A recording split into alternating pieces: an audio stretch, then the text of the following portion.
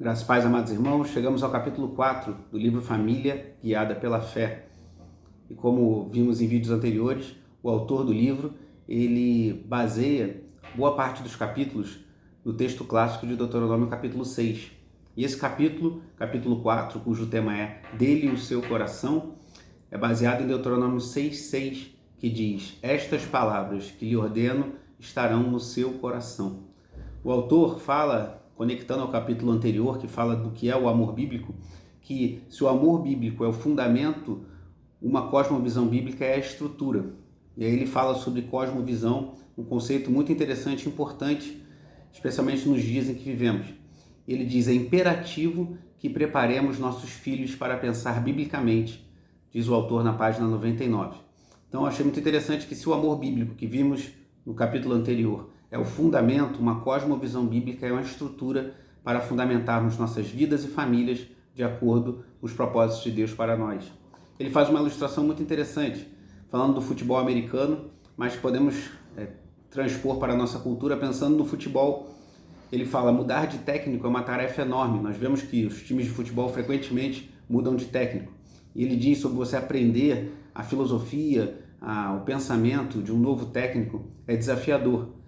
E ele faz uma comparação muito interessante, que em muitos sentidos a salvação é como uma mudança de técnico. Devemos mudar não somente a nossa linguagem, mas também o nosso pensamento, a nossa visão de mundo. Ele lembra que no capítulo 3 ele definiu o coração, que no hebraico é lebab, como uma palavra que significa o homem interior, a mente e a vontade, ou seja, o centro de tudo que somos. E nesse capítulo 4, em que fala sobre dar o coração a Deus, ele trabalha como é importante nós dedicarmos tudo o que temos e somos a Deus, e como isso está inevitavelmente ligado à visão de mundo que nós temos, o que veremos a partir de agora. Ele fala: fé significa trocar cosmovisões. A gente vai definir o que significa cosmovisão, mas de imediato isso significa que a gente tem que entender o que é uma visão de mundo e o que isso implica. E, em segundo lugar, entender que a cosmovisão bíblica não é natural. A visão de mundo, que nós devemos entender o que implica a nossa visão de mundo na nossa vida, aquela que a Bíblia apresenta não é natural. Então, assim como um time muda de técnico, nós precisamos mudar de cosmovisão quando nos rendemos a Cristo. Mas o que é uma cosmovisão? O autor cita Francis Schaeffer, que diz que é o filtro através do qual uma pessoa enxerga o mundo.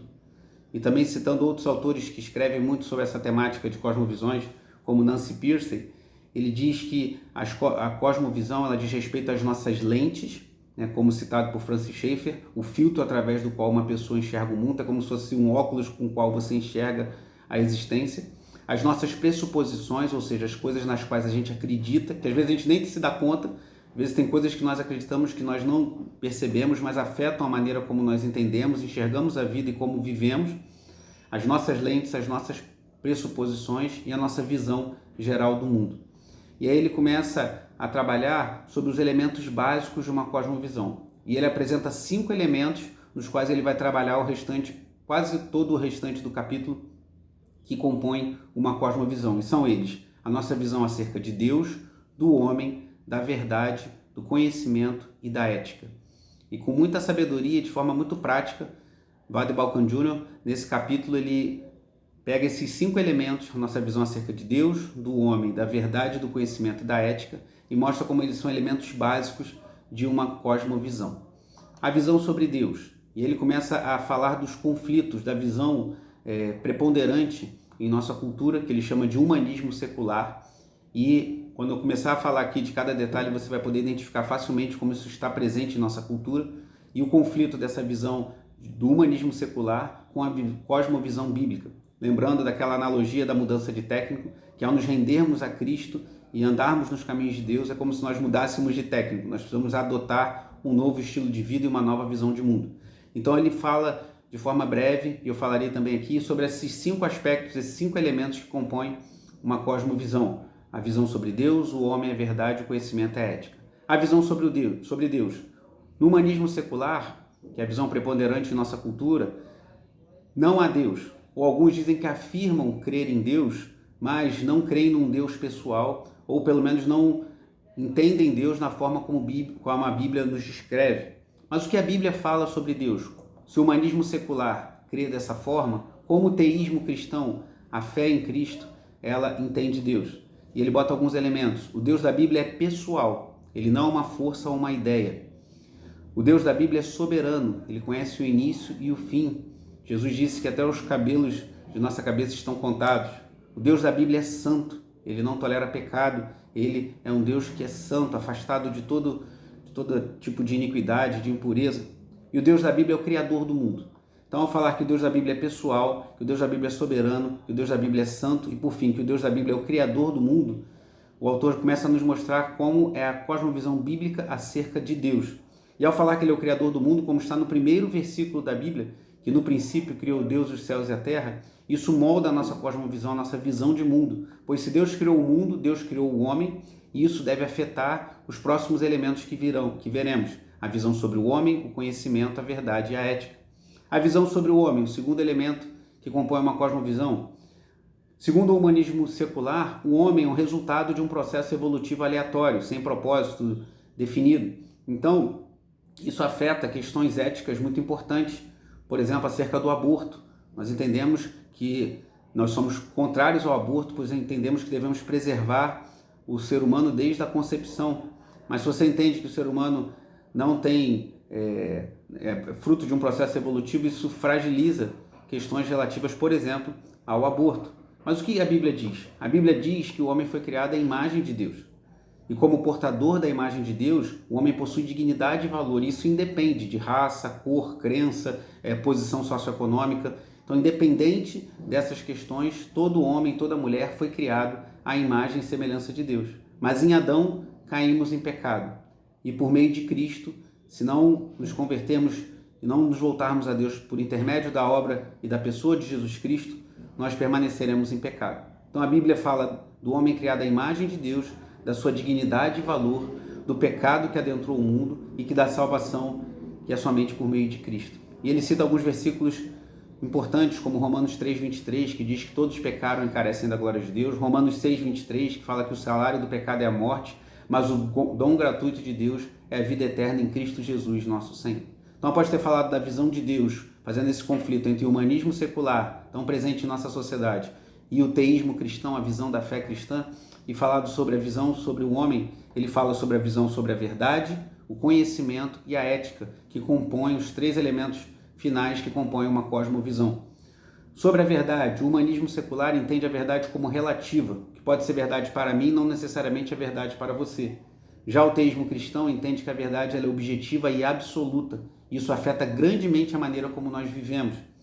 Ele chama a atenção para uma pesquisa feita nos Estados Unidos, que afirma que 85% dos adolescentes cristãos nos Estados Unidos não creem numa verdade absoluta, o que é chocante, pois isso é fundamental para crermos e vivermos a fé cristã. Então, alerta para o risco dessa faixa etária de adolescentes que logo se tornam jovens e adultos, e muitos não mudam a sua cosmovisão, continuam seguindo caminhos de uma verdade relativa como o mundo assim apregoa.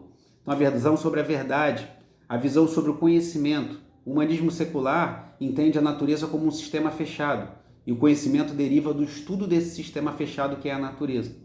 Já nós, como cristãos, entendemos que chegamos ao conhecimento da verdade por meio da revelação de Deus na criação, o que na teologia é chamado de revelação geral. Deus se revela na criação, não uma revelação suficiente para sermos salvos, mas Deus dá elementos ali na criação que nos apontam para Deus, ainda que seja insuficiente para a salvação. Para a salvação há o segundo elemento, que é a revelação especial na sua palavra.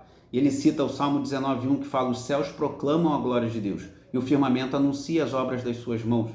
E sobre a palavra, ele fala de outros textos que mostram a importância da palavra de Deus, o que nós chamamos de revelação especial. Então, se o humanista secular crê que a natureza é um sistema fechado que deve ser estudado, nós cremos que chegamos a esse conhecimento por meio da revelação geral de Deus na natureza, na criação, e ao conhecimento da verdade por meio da revelação de Deus em sua palavra.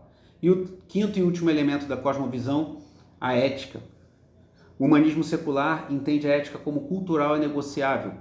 Isso gerou tragédias na história da humanidade ao relativizar conceitos importantes e absolutos.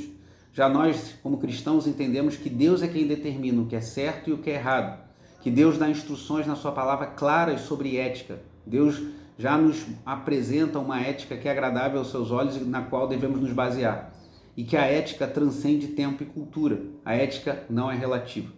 E aí o autor apresenta uma tabela de resumo muito interessante, mostrando a diferença da visão, da cosmovisão do humanismo secular e do teísmo cristão, da fé cristã, acerca de Deus. O humanista crê no ateísmo, ou crê em Deus, mas fora dos parâmetros bíblicos.